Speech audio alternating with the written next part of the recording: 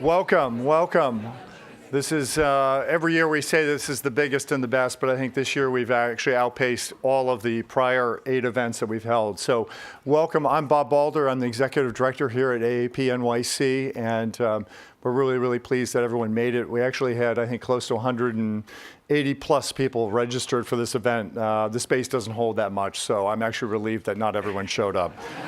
Though, Dan, they're probably going to come for drinks afterwards, so that's okay.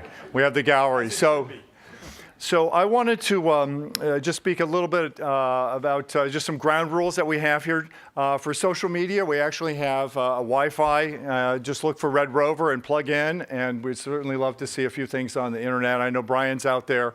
And men's and women's room down this way. You're free to look around and see everything. This is certainly our best gallery installation ever.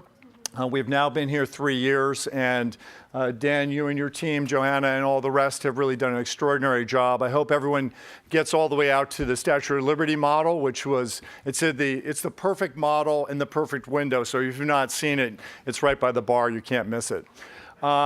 Many of you know that this is the original home of Standard Oil, and this is also a building that Michael Goldsmith worked on. For those that came through the lobby, you'll see some of Michael's work. He also spent a lot of time on one of the court floors, so he actually knew this building incredibly well. And the building management, the building owners all knew Michael and loved him dearly. So we're very excited to have so many family members from the Goldsmith.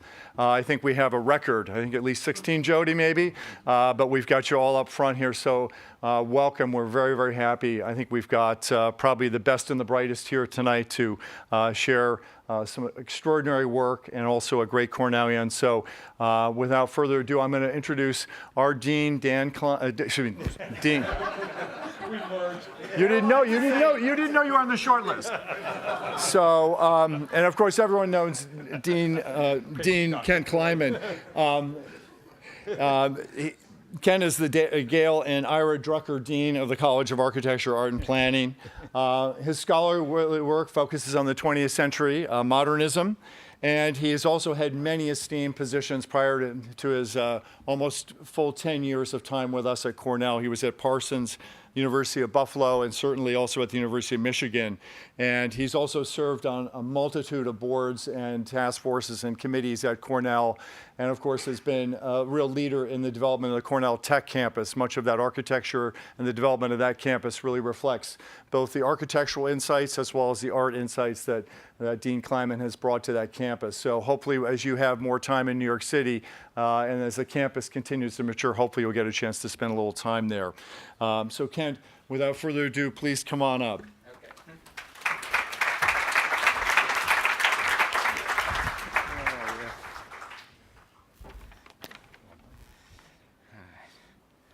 So good evening. My name is Dan Kaplan. I am. Tell some bad jokes. Only you can do that. Well, was that amplified? I don't know if these notes are going to make it to this thing. So good evening and welcome. My name is Kent Kleiman. I'm the dean of the college. I want to welcome you to the annual L. Michael Goldsmith Lecture. This series is now in its 8th year, and it honors the late Michael Goldsmith B.Arch class of 1972. I want to recognize Jody Goldsmith, who I met 9 years ago, I think 9.5 years ago, and it was his indomitable energy and vision to bring this program, this lecture series into life. So thank you, Jody. And I also want to recognize the Goldsmith family. I think the first 5 or 6 rows. It's really, really, really wonderful to have all of you here. So thank you for coming. This series, much like Michael's life, focuses on designers whose work has deep and tangible effects on the built environment, who embodied an elevated understanding of the public import of architecture, and who approached their métier with a clear sense of context and consequences of shaping the built environment. We could not ask for a better representative of this mission than tonight's speaker, Dan Kaplan, FAIA. Dan is a senior partner at FXCollaborative, where he directs the firm's commercial and residential practice.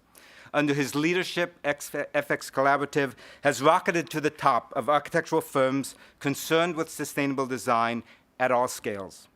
FXCollaborative is widely recognized as the protagonist in promoting sustainable practice, not only as a fundamental architectural responsibility, but, as importantly, as a creative opportunity. His particular passion and expertise is sustainable urbanism, but since I don't believe you have yet designed a city from scratch, I might be wrong, his mode of sustainable urbanism is to think every project in the next larger context, to let the boundary conditions of a given commission expand beyond the property lines and the briefs of his clients to essentially project the possibility of a future city by building its constituents today. Elio Saarinen famously instructed us to, quote, always design a thing by considering it in its next larger context. A chair in a room in a house in an environment in a city. This dictum describes Dan's architectural philosophy perfectly. His work spans the globe, but its center of gravity is certainly here in New York, where he has worked on over 24 residential, commercial, and mixed-use projects. Many of them are in that wonderful exhibition for which we thank you profoundly. His projects have garnered numerous awards from the American Institute of Architects, the Boston Society of Architects, the Urban Land Institute, and the Chicago Atheneum Museum of Architecture and Design. But in many ways, Dan's project is not only the design of particular buildings, but the forging of an architectural movement per se. Having witnessed this evolution over the last decades, it is hard not to see FXCollaborative itself as a kind of design project, a studied, coordinated, and finely calibrated architectural instrument for advancing sustainable design from the scale of the chair to the city. I know that collective is the approved unit of creative production at the firm, but I also know that Dan has a unique ability to motivate, organize, mobilize, and humor the talents of diverse individuals in the service of a larger mission. I have experienced Dan's incredible talents to mobilize firsthand. Since 2009, he has been a leading member of my college's advisory council. His extraordinary vision and his talents as advisor, teacher, lecturer, and critic have contributed immeasurably to the excellence of my college. It is therefore not just a pleasure, but a personal pleasure to invite Dan Kaplan to the podium to present the 2018 L. Michael Goldsmith lecture titled Urban Alchemies, Repair and Transformation. Thank you. Very nice. Thank you very much. So good evening, everybody here. Yeah. Kent, first, thank you so much. Kent has been a really transformative dean for the last decade. He's on his victory tour, I guess, and what I would say is there truly is something to be celebratory and victorious about him. He's really transformed the college, and so thank you, Kent, really. And I'd also like to very deeply thank the Goldsmith family. You know, I've gone to a bunch of these lectures. I think it's just really wonderful how you've turned you know, this issue that you have in your family to something very positive and something to really take away. So thank you, really. It's wonderful. It's a wonderful thing. I think it really does honor to your father, uncle, cousin, what there's a lot. It's about family. So thank you. Just a few more thanks, and I'll get on with it. Just to all, I know there's a bunch of my classmates and friends and my brother out here, so and no heckling, okay? Just, but thank you for coming. And my own, of course, my own family. And then just a word on FXCollaborative. I'm going to be presenting this work, and the work is out in the hall. But we renamed ourselves really, truly the partners, really believe, and the folks in the firm that, you know, production of excellence and architecture is a collective act, and that we wanted to remove the individual signature from the name and really create and really honor and celebrate and promote and promise basically a collaboration. So the work I'm going to present really belongs to a lot of you in the back. So. The title is Urban Alchemies, Repair and Transformation for City Architecture, which really is the animating sort of question of our work, and what I'm obsessed with, a lot of people who work with me are obsessed with, is how to build in the city. And that's what this talk is about. And when looking for a visual metaphor for this, somebody in the collaborative came to me and said, you really should be looking at this Japanese art form called Kintsugi, and which means golden repair. And scars, breaks, cracks are in beautiful pottery are artfully celebrated through a meticulous sort of reworking and lacquering. Kintsugi art dates back to the late 15th century. This shogun here, this looks a little intimidating. Yoshimasa sent this is sort of the lore, I guess, had a wonderful tea set. And this was he over his reign or flower, whatever you want to call it, his shogunate oversaw, or during that time was the elevation of real what we think of as great Japanese culture now. The no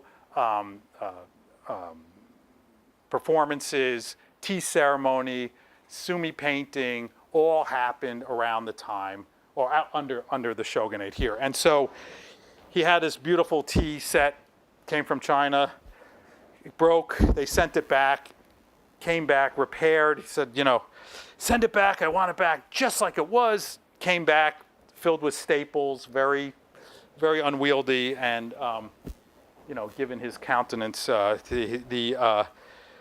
guess the craftsman scurried back and tried to figure out how to really make something wonderful out of this, and hence was born this art form of golden repair. And it's just, you start digging into it, it's just wonderful, and I really recommend it to you. Something like this where you have a broken vessel and the repair is different, and I want to say, make a bad pun and say it's Baroque, but I won't do that. It just has this wonderful dialogue with the existing. And then, of course, in modern times, you can buy Kintsugi pre-broken. And my personal favorite postmodern one is that you can have Kintsugi printed on a cup, which I just found really bizarre. But really I think what's so compelling about these objects is that it's sort of both repair and elevation at the same time. It's truly alchemy in that way. It's that old Colin Rowe both and thing. And the craftsman, the Kintsugi craftsman, had this remarkable creative insight. They drew inspiration from the bowl and the crack and created something new, literally turning lead into gold, and making a more, a unique, transformed object. So, with that as sort of the visual metaphor, Johanna, who helped a lot with the Grazel, who's a Cornellian, who works at the collaborative, brought my attention to this great French urban theorist called Michel Cantal-Dupart, and he worked in the 70s in Paris, and he was really looking at the suburbs, the banlieue around Paris, and where these were forgotten, broken places, and he was very, very focused on elevating them. And here you can see this is classic 80s urbanist drawing, of course, hand-drawn, a lot of really weird cars. It's great, isometric. And he posited that the ideal city, the repair, really requires three things. One is memory, two is reason, and three is imagination. And do I have this? Yeah. So, from his point of view, without imagination, we're just consigned to accepting the status quo of how things are. You have to think ahead. You have to think broadly. And so in the world of Kintsugi, it would be like mourning the original bowl to such a degree that you're frozen and you can't move forward. And, honestly, as somebody who does a lot of work in the public realm in New York, I think this is the condition we find a lot of the public in. Oh, I just wish it was back the way it were, and change is scary. So imagination, very important. Second, without reason, there isn't the technical skills, the know-how, the insight, the clarity of vision to really make something and to create, to execute a plan and to do the hard work, if you will, the craft work, the meticulousness. One of the things I really love about this Kintsugi is that one could easily imagine it takes a lot longer to do the repair than it did to make the existing bowl, and it's just a wonderful thought. And then I think without memory, the understanding, the interconnection of all the pieces, you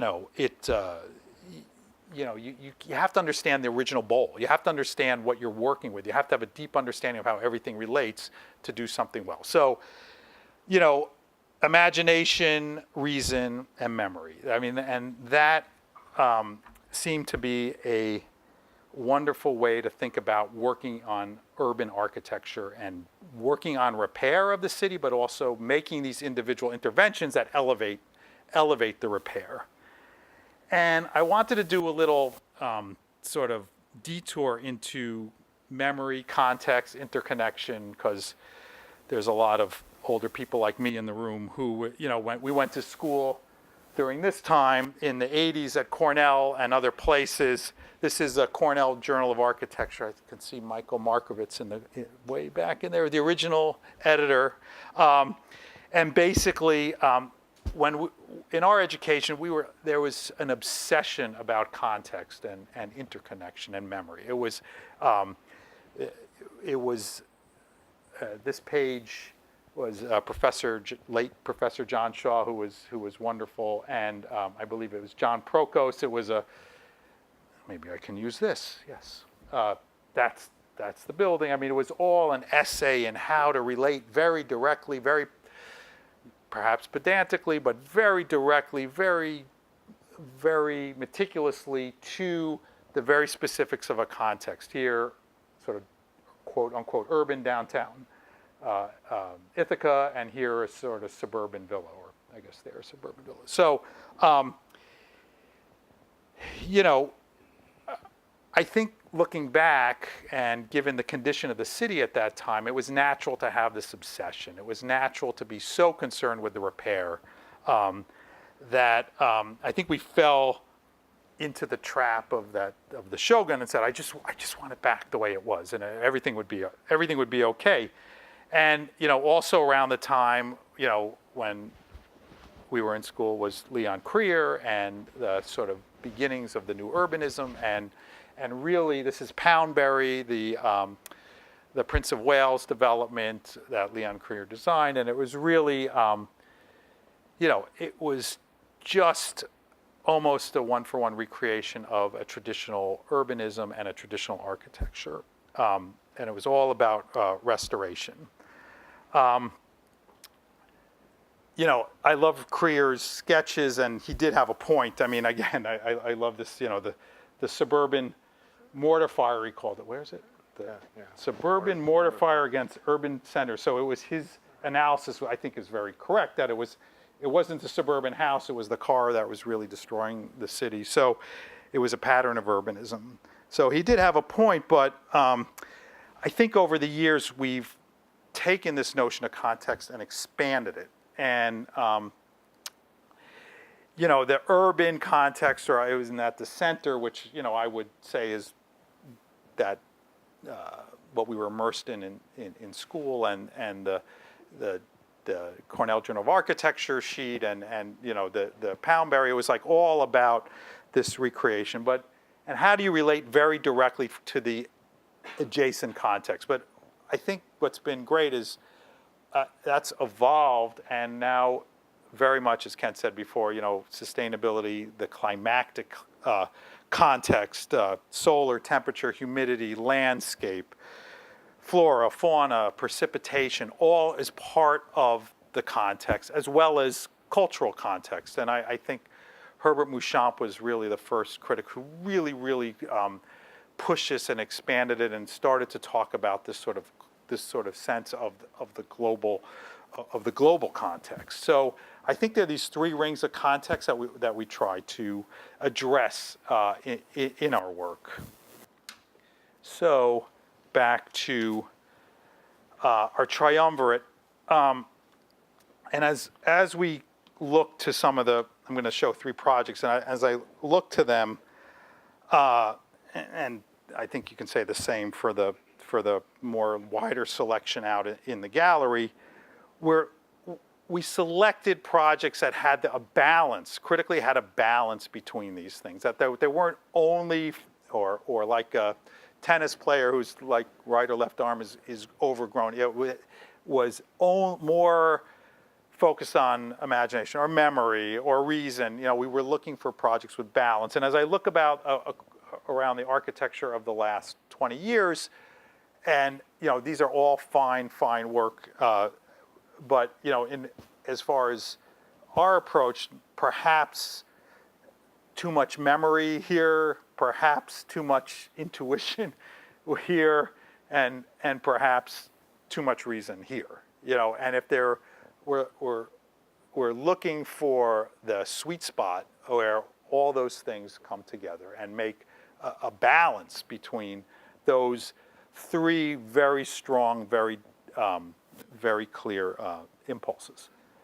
So, the middle of the Venn diagram. So I'm start with Circa Central Park. It's a residential building with a community facility at the base on the northwest corner of Central Park. Artemis Development is the developer. Some of them are here tonight. Thank you very much for coming. But talk about context. Confronted with this amazing piece of real estate in New York at the northwest corner of the park. It's one of four corners. Each one has a space. Three are circles. One's Grand Armory Plaza. We're, of course, in the Northwest. It really was like a unique moment in the city.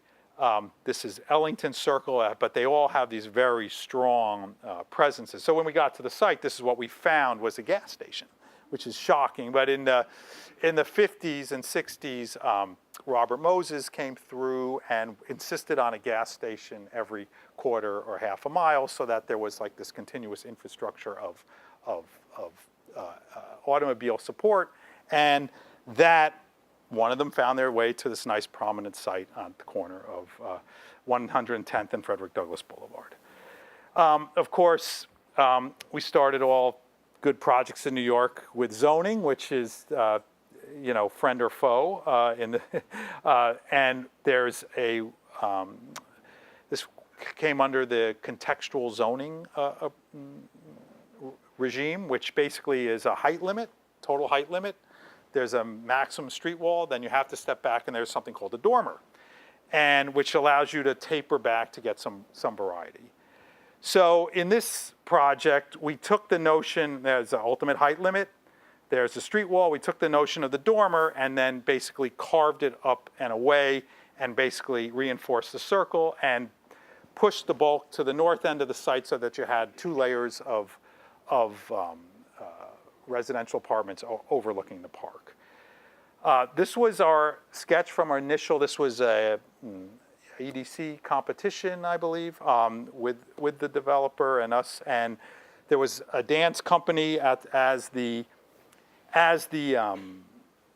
community facility anchor, and we said, well, let's do a visual recall of movement and really pull this idea of the stepping dormer up and really create a sense of a dancing feet, and then use that as a sunscreen to help screen because of the circle, we face south and west, so it was a tremendous amount of solar load.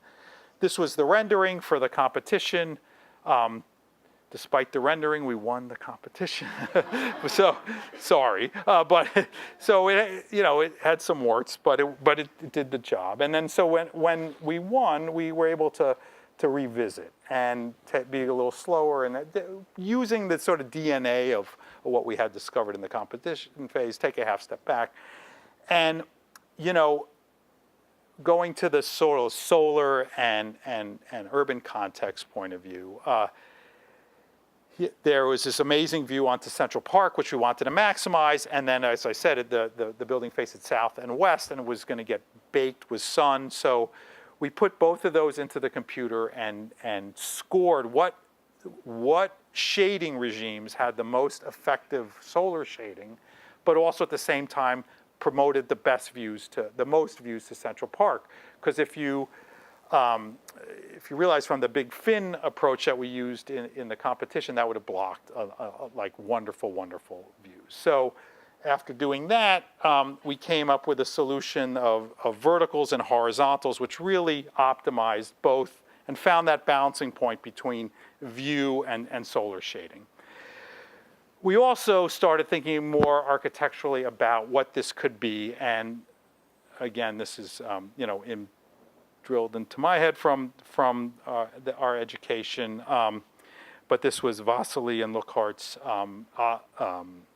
Alexanderplatz competition, and we found this beauty of a drawing and started thinking about really that this is a modern building on a circle, and how can we create some sort of sense of flow and energy, and one of my great heroes, Mendelssohn, acceleration in the form and using the curve, and really start to marry this idea of the horizontal rhythm and acceleration of the dormer and the sunshades, and really add up to something that had some movement and some energy to it.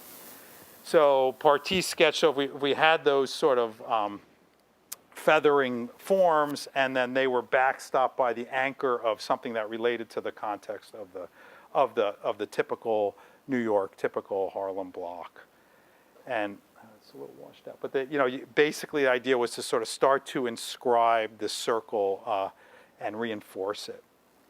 So here it is from a few weeks ago, and that's the 110th Street street wall, Central Park. It steps up, it's sort of reinforcing the circle, the more masonry backstop of the building, basically creating a frame for this more fluid part. And not to bludgeon you all with this, but the idea of this being as like a unique infill into a very specific form was really what the object was, and that this helped create a bigger whole, if you will. So you can start to see the horizontal lines, the stepping up. There are fins on this, vertical fins and horizontal sunshades were, as I said before, the solar control regime. And we started thinking about how they could also reinforce this notion of context. And sort of one of my favorite shots. So this is from the city side. We took the fin and we painted it orange on one side and green on the other side. And so from the city side, as you're looking, there's sort of a little bit of a dialogue where the red and the orange really borrow from the context and really help sort of draw it back in. You could also see here the sort of acceleration of the horizontal sunshades and working with the geometry of the horizontals here a little bit closer, and really some sense of movement and sort of reaching out into the park. And then from the park side, you have the greenery in the foreground and this spring green color of the fin that relates, and a little bit closer, so that you have this sort of contextual connection with the shading device, and that basically the solar context and the larger urban context start to come together.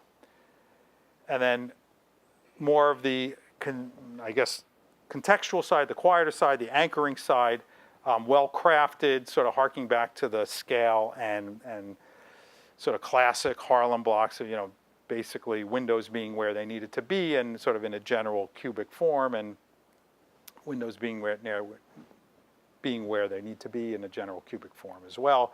Crafted brick that sort of one shade relates to the next, so the whole thing builds up as a unity. And as we developed the sequence from outside to in, we were very cognizant and really wanted to extend the experience of Central Park. This is like one site like no other, and really your back is to the park.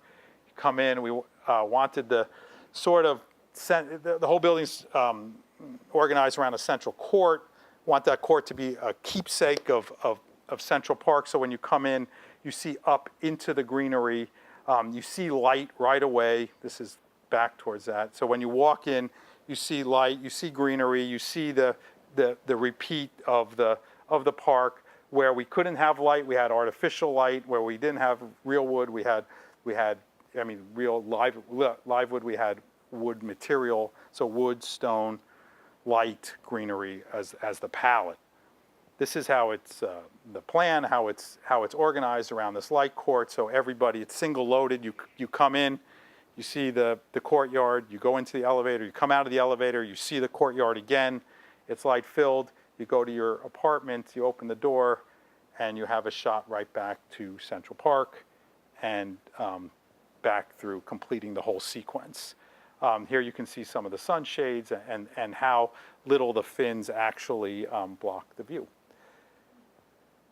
So really a very specific essay in context, solar context, but also in a larger sort of how do you make a modernist building on a circle in the city.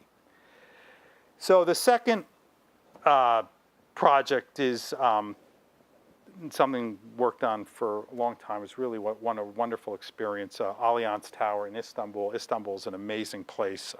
It's for Renaissance development. They really wanted to make a signature high-rise for Istanbul.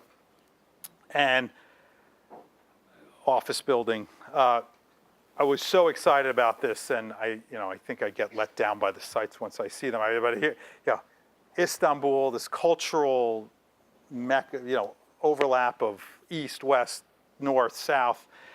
The Bosphorus. This was taken from the Topkapi Terrace, and of course you get to the site, and so. What am I doing in Istanbul? And okay. But it's here. I think if we were stuck in the center of that ring of the specific urban context, we would have been stymied. So we look to the larger cultural and climatic context, and this is Istanbul also. Love of profile, love of, because of the prohibition of representation, love of geometry and this sort of wonderful dealing with fractals and forms.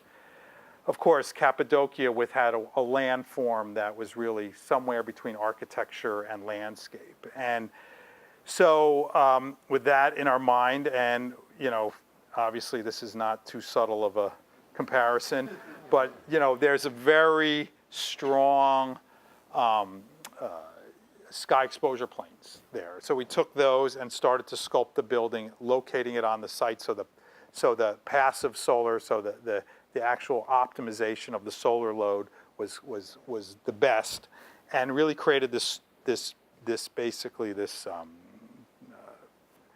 element, this vertical totem at the entrance, at the eastern entrance to Istanbul.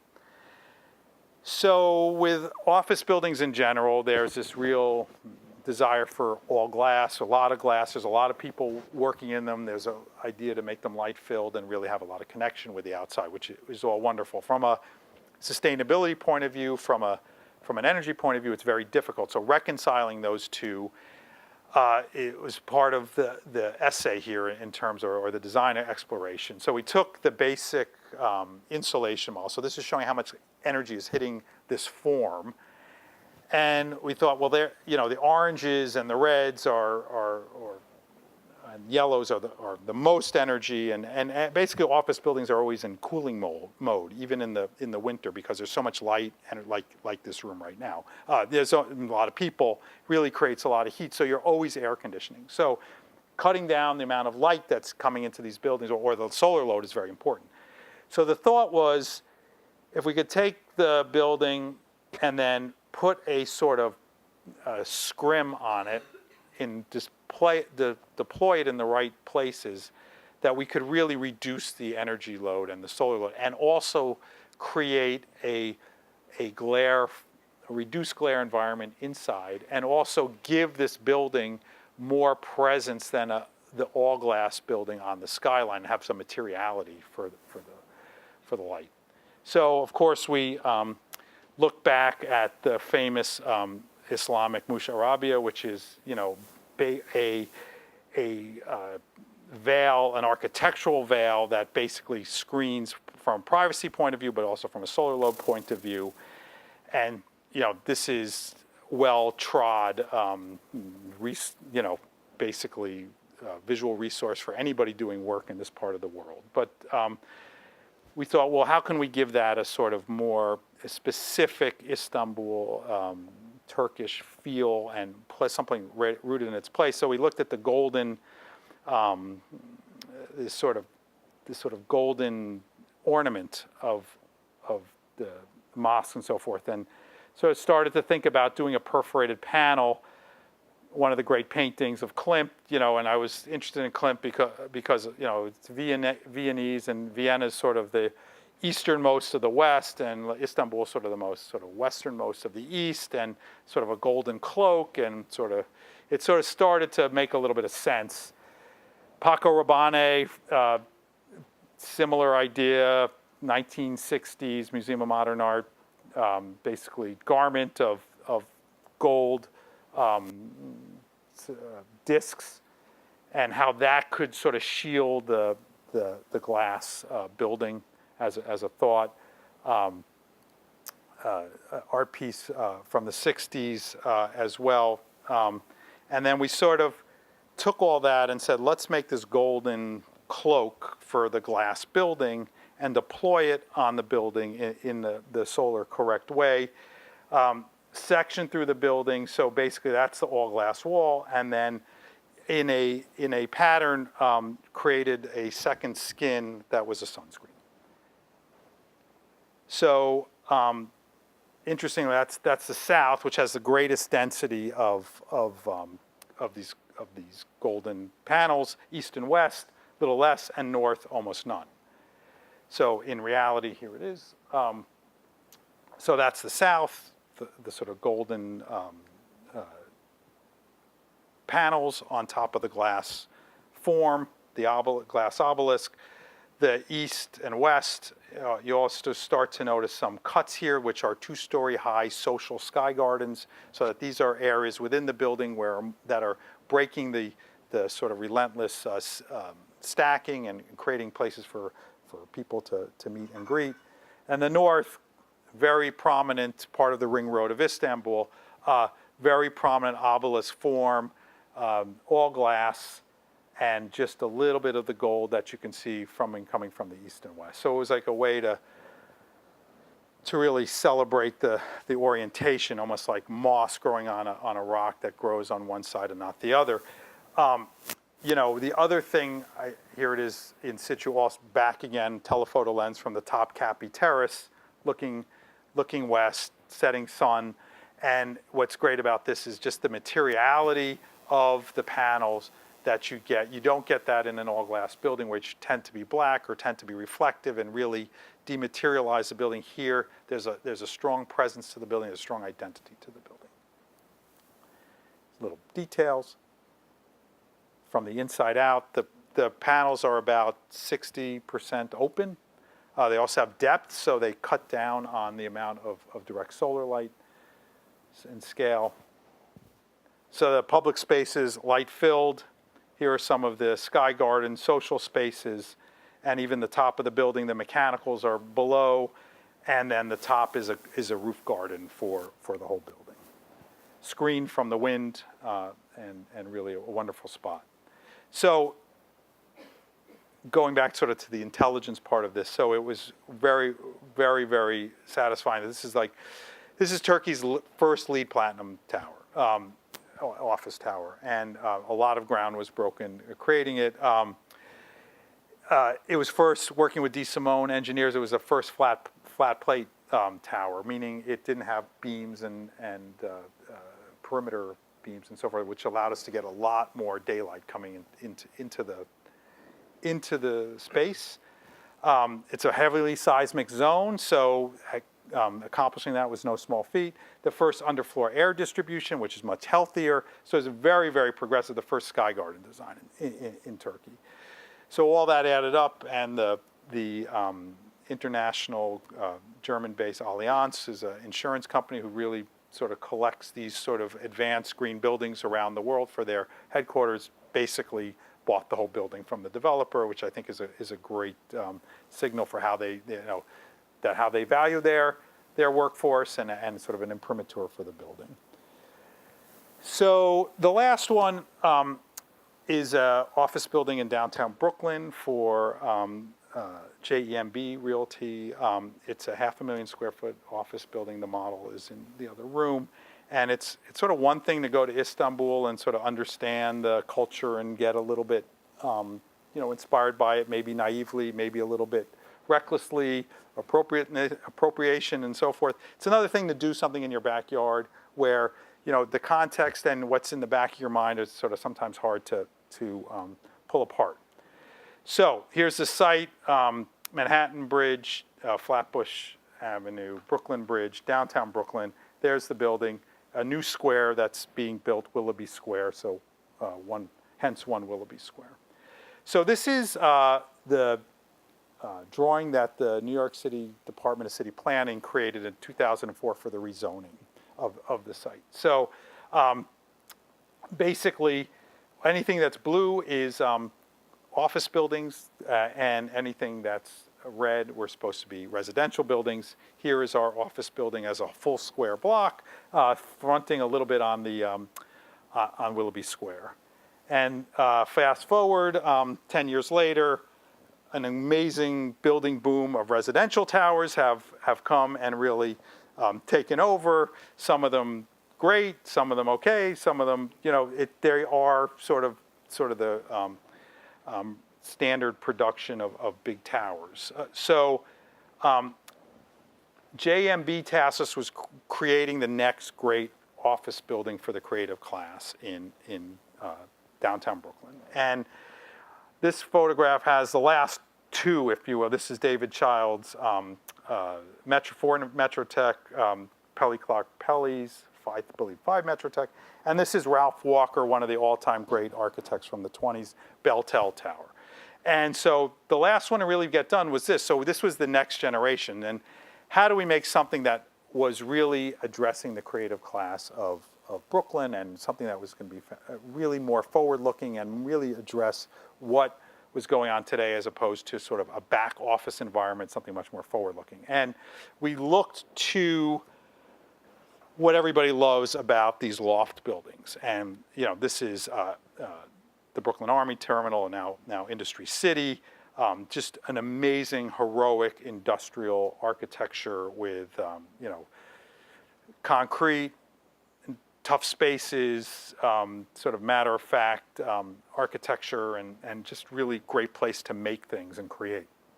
So our thought was, well, that's a horizontal building and in a parking lot. Can we make a vertical version of that? Make a vertical factory building, and of course we're on a square, a green park. So should we infuse the building with greenery? So that was sort of the notion. So, and thinking about that, New York has done this very well for a while now. And so this is the great Starrett-Lehigh building. I think this is a Richard Haas drawing of it. And I think the New Yorkiest of all New York buildings is McGraw-Hill, which is basically all business down here and just a little fedora at the top. It's really, it's a factory. It basically, there's no way around it. It's a real industrial strength, no messing around building. And I think there's something is really lovable about that. And, but, before there were, some of them were office workers, but a lot of it was truly, a heavy factory. And I always get sort of knowledge work and making, we have advanced, and we need to infuse these buildings with more greenery, access to outdoors, and especially the ability to collaborate and have connectivity and have people closer together. So once again, the diagram, this is what we were sort of presented with, the T-shaped site, Willoughby Square, and we called it the loft and the core. And in order to infuse the building with this greenery and connection to the outside and daylight and sort of sense of place, we pulled the two things apart. And so the core was pulled to the west, and a sort of what we call the bridge zone was created, which really worked with the classic rear yard of New York zoning and architecture. And somehow from that bridge there was a sort of reciprocity with the Willoughby Square below. And from Willoughby Square below, there was these super floors that got put in between so that there was some greenery connection from the park up. So the two sort of talk together and work together. So here is the building in rendering form. It's just broke ground. I'll take you through some of it. So that's the core, that's the bridge, and that's the loft, the Willoughby Square at the bottom. A school is taking the base of the building. We like the building so much, I hoodwinked my partners into moving there. So we're, sorry, they like it too. So we're taking these 3 floors. But it's just such a great, wonderful idea to be able to work in a building that you've designed. And so here it is, basically the 3 matter-of-fact, industrial strength pieces infused with greenery. Again, breaking it down into with this sort of the super floors in between. And we've seen more and more of a need for social spaces in these high-rise buildings to break the sort of tyranny of every floor being an extrusion of the one below. And it's amazing how these spaces then become the focus of every organization has is an urban problem. Every organization has commons, they have streets, they have sidewalks, they have sort of suburbs, and they have inner cities, but they all want to be together in urban space. So this is a way to create urban space in the sky for organizations. The couple other things you'll notice is that we've developed this blue glaze spandrel I'll talk about in a moment, and a sort of solar control system that's a take on the factory sash windows, where the verticals are the window frames, but the horizontals sit proud of the window and really protect the window from glare and solar gain. Between the spandrels, the column covers, the shading, the side core, we're really at basically half of the glazing of a standard all-glass office building that you see going up in, let's say, Hudson Yards. So I think from an environmental sustainability point of view, it's a real step. Here's a view of the bridge, a conceptual drawing, but the idea is that you have these social spaces that overlook the park. Start a little bit more development of the facade. So how did we get this blue spandrel and connection to the place and again, Ralph Walker, one of great all-time architects, he did a lot of work for the phone system and a bunch of other institutions. He was voted by the AIA in 1950 as the architect of the century. Went out of sort of memory, if you will, in fashion, but now has come back. People are starting to really enjoy his work. Amazing, amazing, wonderful detail, a love of craft, a love of how do you put brick buildings together.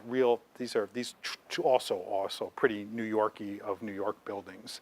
Of course, we're obsessed with turning things on its side, so we started thinking about how to take this really crafted pattern and use it and sort of quote it, if you will, in the spandrel of the facade. So these are some models from our model shop, and different profiles were studied, and I have to say a lot of this is making and craft and studying and working hard and looking at proportion and studying, make sure it all works together. And I love this photograph. One of our clients was saying, like, you have plenty of light here. So you have a sill, so you have a column cover. You can see it. It's really trying to convince, advocating, and sort of working it, if you will, into the details. I mean, one of the reasons we wanted to do the exhibition with wall sections is we really believe that the craft of making these buildings and how they're thought of are really related. And so here's some samples, some more work. I was looking at this image before, and I noticed we still have, yes, Ramsey Sleeper is still used, which is scary. But again, the work and the selection. At night, really a beacon, again, the craft of the wall and the top, some details. Going inside, creating a lobby that really feels like something fresh and something that really has the same ethos of the rest of the building. And then when we get to the plan itself, which it's really quite interesting. So here's the sort of side core. So that's the core, the bridge with 2-story high spaces and balconies, and the loft, column-free, wide open, so that people can be together, so that there's the heart of the organization, and I contrast that with that, which is the Reuters building plan, different scale, but, with the center core. And, this is office work, knowledge work, collaborative work is all going in the same direction. As I said before, people want urban spaces. They want to see other people. They want to feel like they're connected to a larger organization. So the open loft really creates that. And then this is the view of that. So basically the loft, the bridge, and the core, and really the wide open column-free spaces, concrete structure, really harking back to that sort of industrial strength loft, if you will, reinvented. So I just want to sum up, and then Bob will come up and interrogate me. But I think, again, coming back to this, I think it's a great lens to look at work through these three aspects, and I think each project here represents some strength in each one of the legs of the stool. Three-legged stool.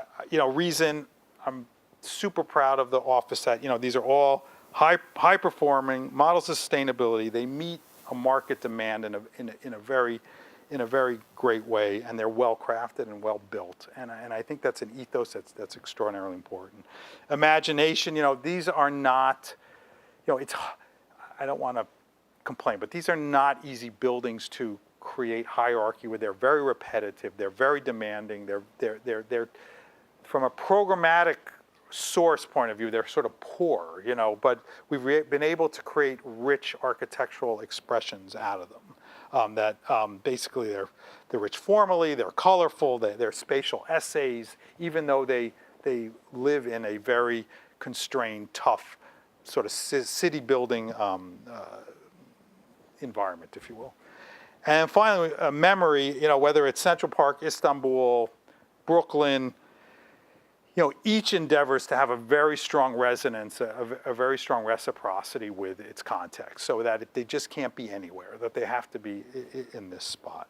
And just, back to Creer, again, I don't mean to beat up on Leon Creer, because I think he was wonderful, or is wonderful. But, he did this, true plurality, which is like the perfect town and the perfect modern city, if you will, and there's a false pluralism, no possibility of choice.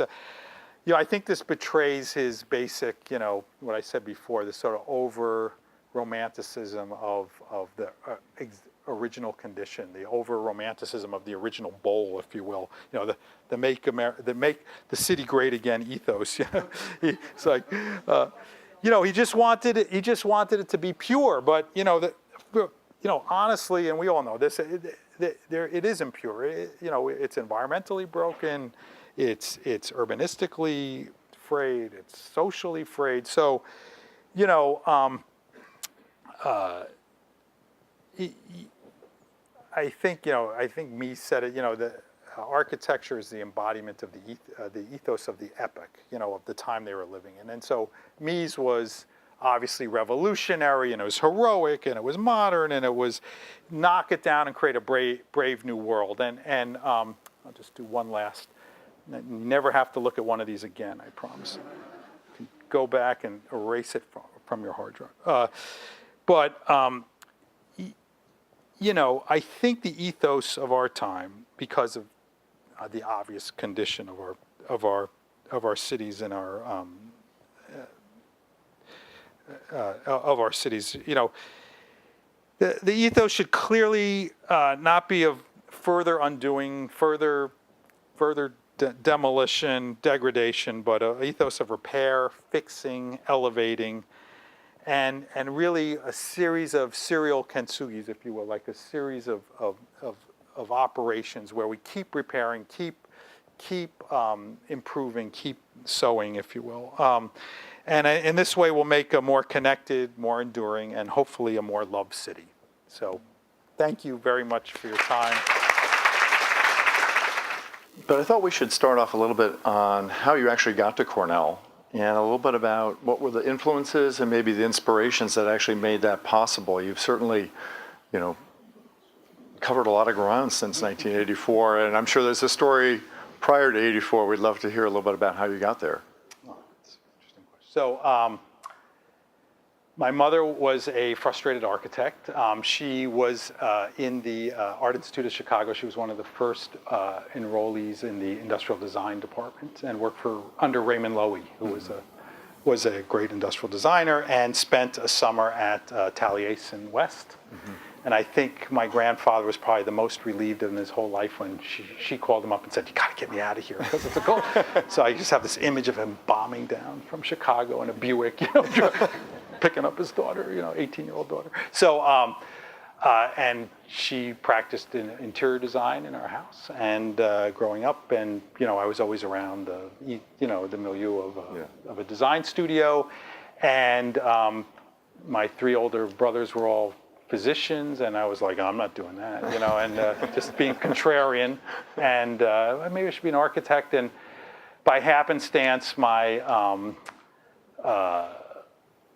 junior high school, junior year chemistry teacher was Bob Fox's first wife. And I said, I hear your husband's an architect. And so I said, yeah, come in and see him in New York. He was renting for free Marvin Mass's storage unit in Penn Plaza. And he says, well, I can't hire you. I wanted a summer job. I can't hire you, but why don't you go to Cornell for the summer? Okay, you know, sure. Yeah. And so went to Cornell, met a whole bunch of great people, really changed my life. And, you know, really, I think seeing other young people going through the same thing, you sort of know when that light bulb goes off. And then from then, you know, was part of the intrepid and crazy and wonderful class of ARC 84. It's like half of who's here tonight. And I think what bound us together the most was that we had a visiting critic, professor by the name of Toby Stokely, there's a lot of back and forth between the ETH in Zurich and Ithaca because of Colin Rowe and I guess Dolph Schnabely, I believe. And so there was a lot of Swiss professors who would come, and he was a remarkable individual. And in the height of sort of, you know, the sort of pedantic in a way, or the academic sort of plan-making postmodern craze, he was such a classic European humanist. And I think that ethos infused the most of my classmates, and we had him for 2 semesters in a row. So it was this huge bonding experience. And of course, you know, went after school, everybody's, ambition was to work in Europe, and because that's where all the good stuff was. And so that's what we did, and went to work in Switzerland for a while, then came back to New York and worked on the Upper West Side for a husband and wife firm in the Apple Bank building, which is now converted to condos, but it was a great place to work. And then went back to, at the time, FXFowle in the late 80s. Right. And how did that actually happen? I mean, FXFowle obviously was, you know, coming up, and I was just curious how you broke through on that one. Well, I stayed in touch with the firm, and after 3 years, one of the actual all-time great experience I had at Cyrus Coombs was my first project was working on Vera Wong's apartment. And she was at Vogue at the time. She comes from a very wealthy family, and she had a whole floor in Park Avenue. And so I worked directly with Vera, for Vera, around Vera, for a year. And that was wonderful training. She's a wonderful individual, and really sort of clued me into, finer issues of actually designing for people, and realized that I just did not want to do single family houses or apartments. It just was not, it was good, but it was, I lost most of my hair in that time, but it really wanted, to have something have a civic dimension to it. And I sort of foolishly came to FXFowle to think, I'll just get to work on big civic buildings and urban buildings and so forth. So, and really they were, and still are to some degree, much less than they used to be, not as civically driven as one would think. And what we were trying to do, they were really, as I said in the talk, was they were very direct. There were a lot of, form follows finance. There was a lot of very, this is how New York was built, and so it allowed us to sort of experiment, find ways to, and work at how to reinvigorate and reinvent these buildings so that they were more urban, that they were more architecturally significant, that they were more environmentally responsible. And that's really been life's work. And then, what's been wonderful about the firm is, it's the people, and it's like a river. You step into it and it's always changing, and the thing is morphed and evolved, and we're in a wonderful place, and we have a great partnership now and so forth. So it's been wonderful to have a sort of seat at the table and watch this evolution of I know we have a number of our M1 architecture students in the back. Hopefully they're still hanging in there. I know they've been going for a while. They actually had a review this afternoon. So any advice for them? Because a lot of them are thinking about internships as well as stressing about their projects. And I know that you've also been a great supporter of our Cornell, both the internship program, but also in terms of, there are a lot of Cornell graduates that are at FXCollaborative today. I was just curious, any advice for them? They're at about halfway point in their graduation trajectory and are anxious for a summer internship. So I'll see you all after this. I'm sure. But I think what I do spend time mentoring folks, and I think there's 3 phases after you graduate of evolution. One is what I call the sampler platter. You should the first phase is figure out what you want to do. Yeah. What scale, what milieu, what type, what context that you want. And the way to do that, some people know it like this from the get-go. Some people have to like find out what they don't like. I did not like it, but I knew I didn't want to do work for Vera for the rest of my life. So, you find out what you like, what you don't like, what you feel, what scale you feel like most productive in, which is also something. There are people who really are about the experience and people about the craft. And there's other people who really, once it gets beyond that big picture, it's like they need to move on. So you have to discover that a little bit more about yourself. And then phase 2, and what I tell people is like most people skip over phase 2. What phase 2 is that you should work for the best person you can who's working in that milieu, once you figure that out. So if, you want to work on, wonderful, interesting museums, then find the best museum. If you're into galleries, if you're into interiors, if you find that, and then work for them, because there's a community of clients, consultants, other architects, vendors, that you need to plug into and become comfortable. And then once you do that, then you have the third phase is stay there or hang up your own shingle or, it really then become a leader in that specific area. Right. So and I think that's that second phase that most people sort of don't take as consciously as they should. Yeah, yeah. One thing about the evolution of FX Collaborative that I think is so unique is that the commitment of sustainability isn't a recent phenomenon. It's something that seems like it's been there all along. And I think of, almost over 20 years ago, 4 Times Square was a signature building that really led the way to sustainability as we know it today, especially in terms of high-performance office buildings and that entire transformation of both 42nd Street, Times Square, but also led to a lot of other buildings thinking in that realm. And I was just curious, how did that take place? Because you had to convince Douglas Durst and others that that was actually a path forward that made sense. Despite the salesmanship of, say, it really will save you money, you actually had to deliver on that. I was just curious, sharing that with some of our audience that might have forgotten the history of that building, which is really a pioneering building in New York. Very pivotal. So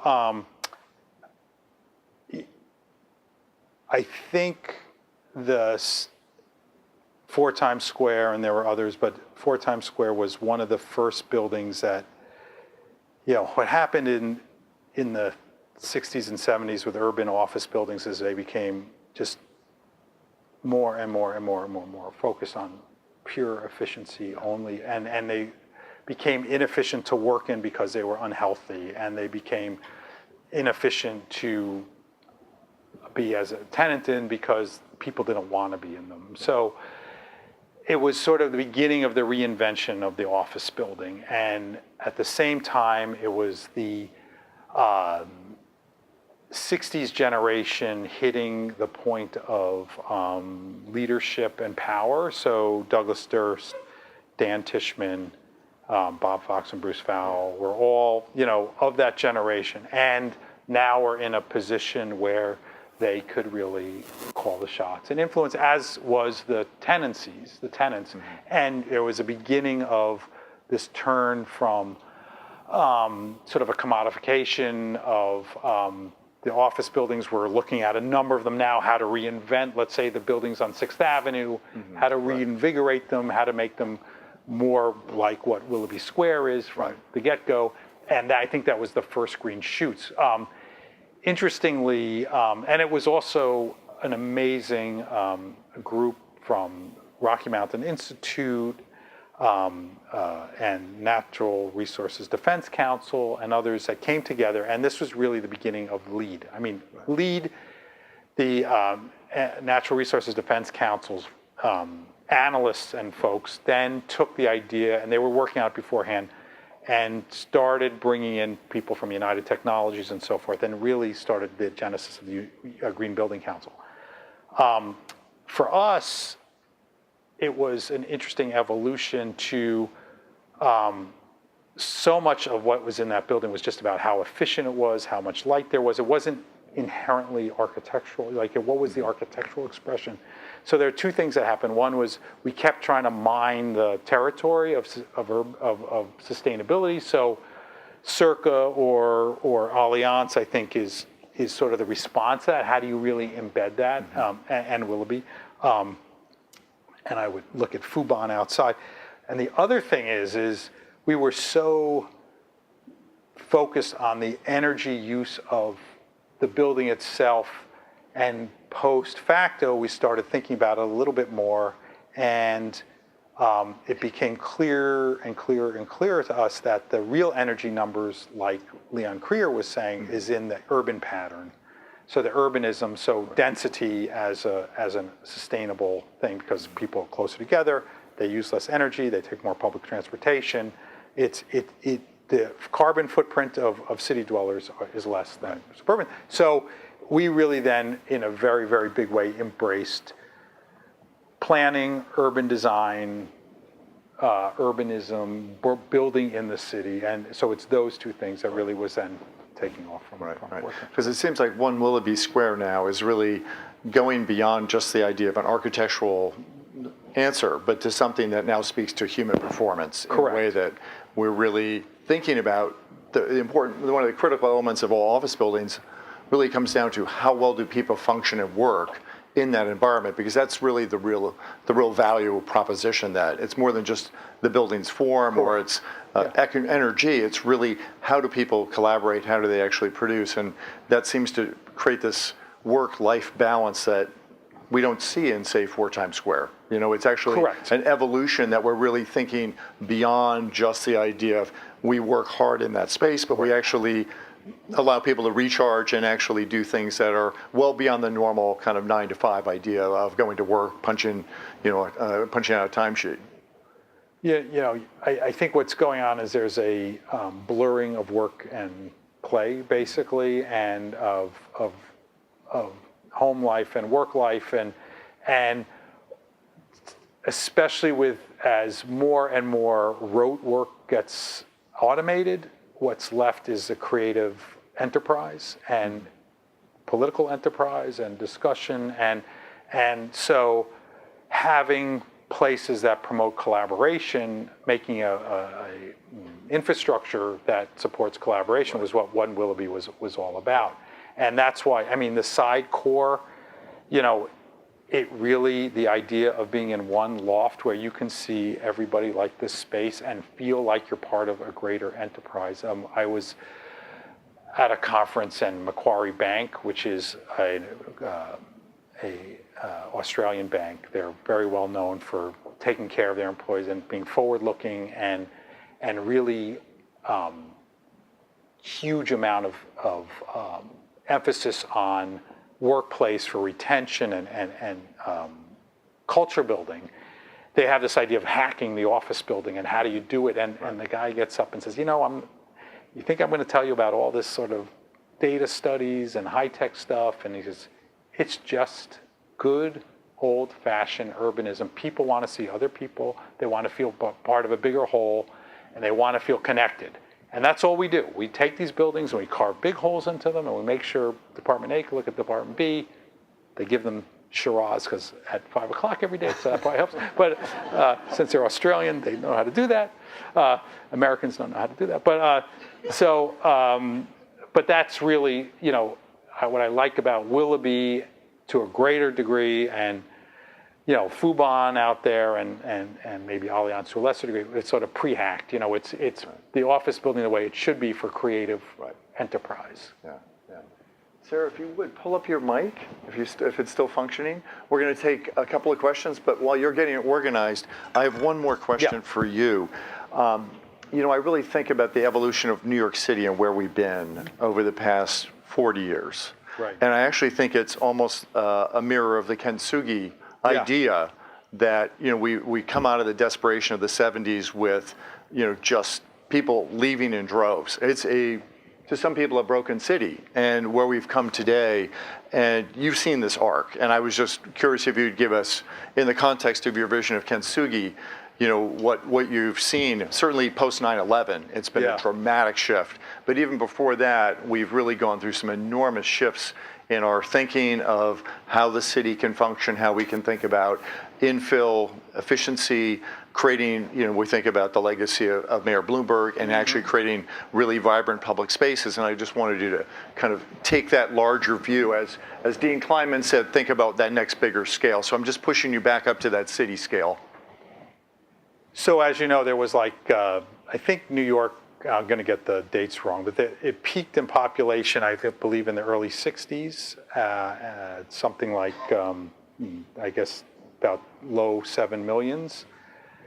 Nadered in the like early 80s, you know, and about 500,000 people left, and then sort of just was been on a steady climb since. Past, I guess it was, I'm getting at the numbers wrong, but like 7.5 million or something like that. We broke into 8 million. We're on our way to 8.5. You know, so just to put it in perspective, like between now and the demographers are right, you know, the city will have to grow pretty much about the size of a Boston to accommodate the growth, about 600,000 people. So what we're seeing, and you're sort of seeing it in some of the, like Circa, but in a lot of work we're doing on NYCHA campuses and working with other institutions, is there's this tremendous pressure to look at any piece of land, and I really think that's what, you know, whether it's rail yards, whether it's infrastructure, whether it's institutions that are land rich and cash poor, whether it's weird infill sites that you have to go up and cantilever, it's all this underlying pressure of densification. And I think that, we're really living off the sort of vapors of the wonderful subway infrastructure that we've inherited and that we need to take care of and enhance and extend to continue this health. But I think their infill, whether at a small scale or at a large scale, is really our generation's enterprise, and also reinvention of the existing building stock. There's the amount of buildings that are over 50 years old and square footage is huge, and you're starting to see JP Morgan announcing that they're going to take down 1.5 million square foot tower to make a 3.5 million square foot tower. It's like, wow, it's the reinventing of these structures, I think, are going to be a huge part of our generation's enterprise. Yeah, absolutely. Yeah, come on up. We're going to go ahead and take some questions. And Sarah has the microphone, so if you would, raise your hand if you have a question. I'm going to first open it up to the Goldsmith family, because I know that they normally have, Jody usually has something that he's going to surprise you with.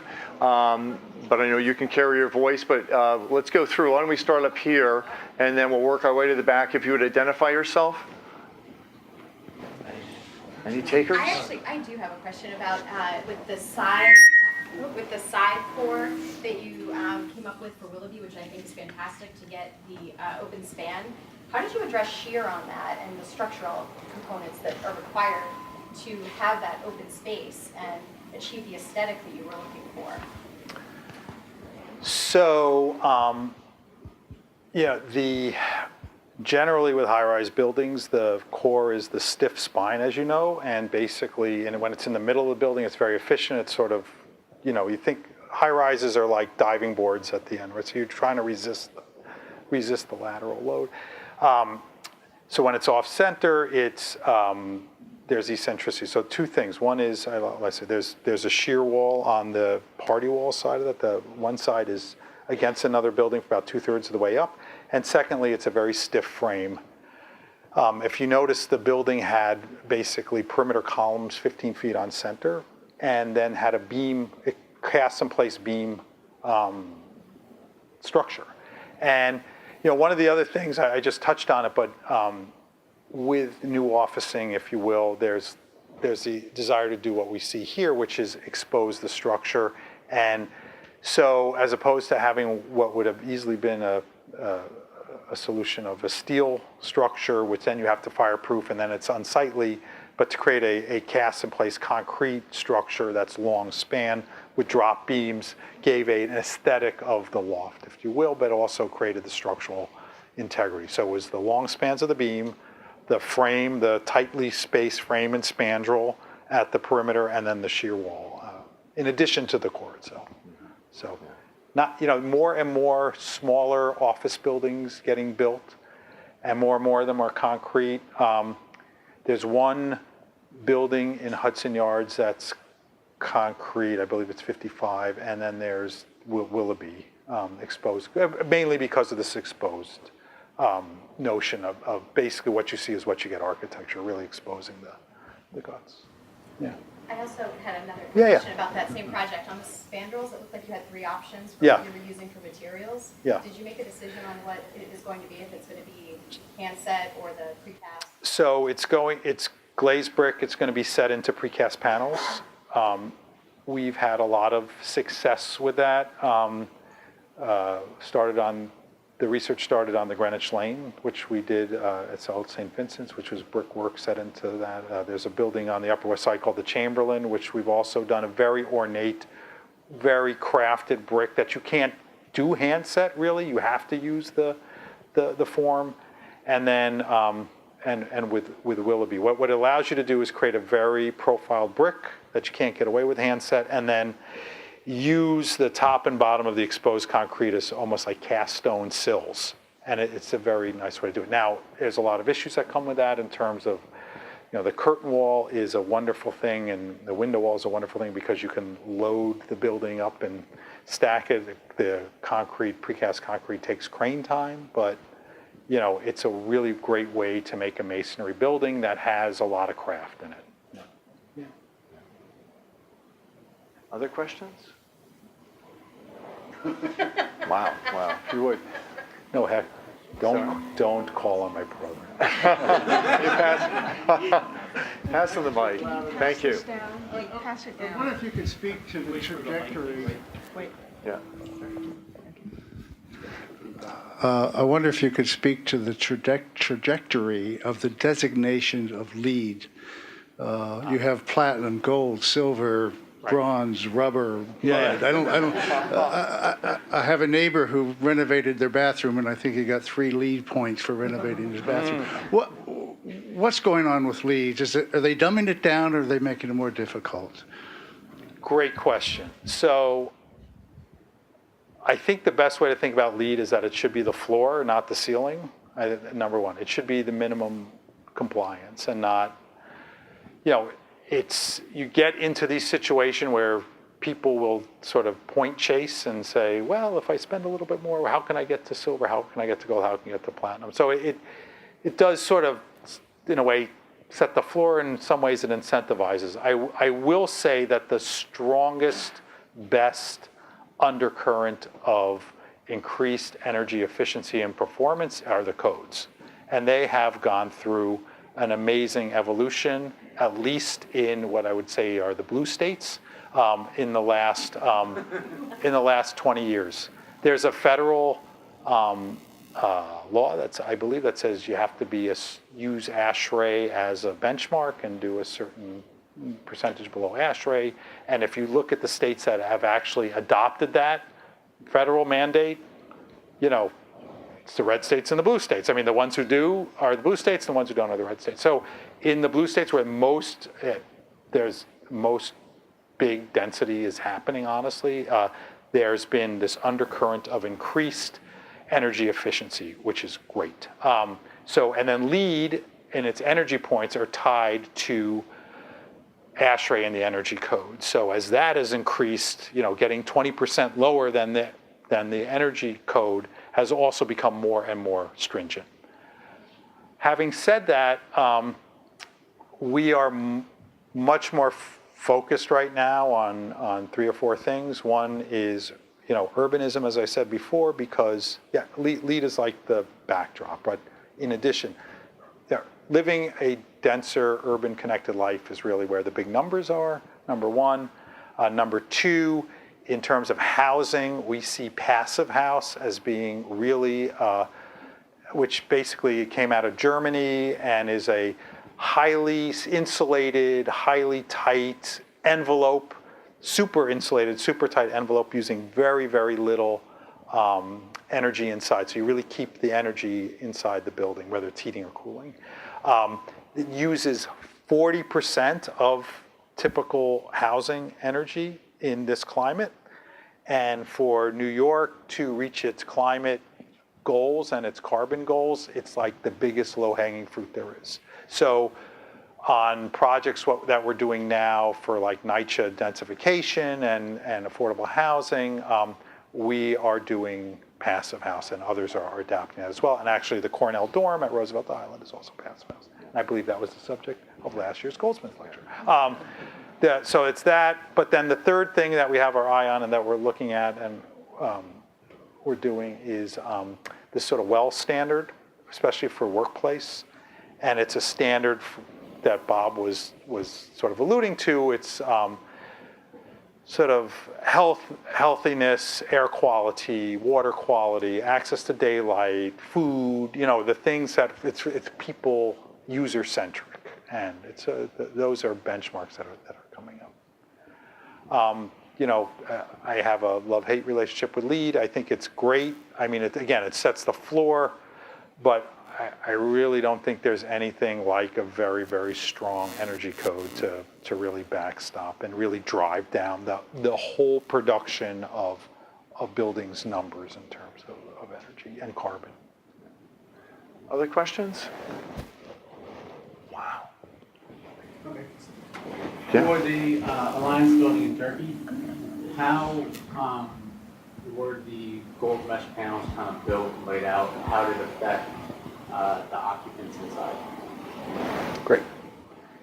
So they were perforated aluminum sheets, and it was sort of an industrial design problem. If you look in the exhibit, there's a sample of a print that we did of a print model of them. So they were dimpled to create rigidity, because you put one of these panels up in, 40 stories high, the wind load, it's going to shake it. So it's like rigidized metal that is then perforated to let the light come through and then painted.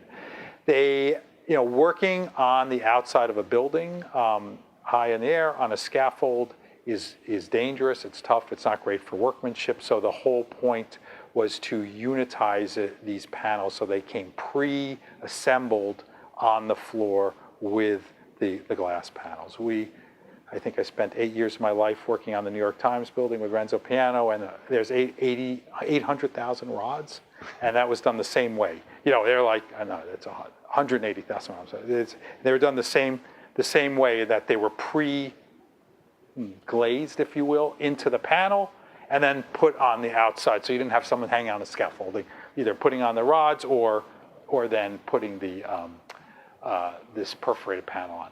Then, in terms of how they were displaced onto the building, if you notice, it has this sort of playful staggered pattern, and the rules of the road were that, I'll translate into feet and inches, like it's a 5-foot module, and so we figured that people, if they had perimeter offices, they would be probably 10 feet or 15, but the idea was that you could put the 10-foot office anywhere and have at least one 5-foot by floor-to-ceiling high glass free of the panel, and then one either a third or half or fully covered. So that's how the patterning came up.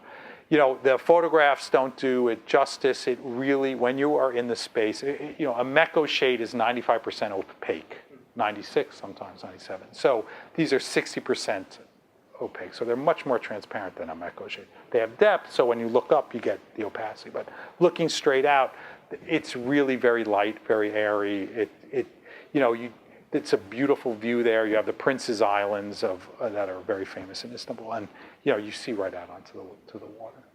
Right. We'll take one more question, and then we're going to go in to the gallery, and we'll get a chance to continue the conversation. I think that some people might actually want a break. So, yeah. Last question. None. Wow. Ken? No. Okay. Good. Okay. Well, in that case, Thank you all very much.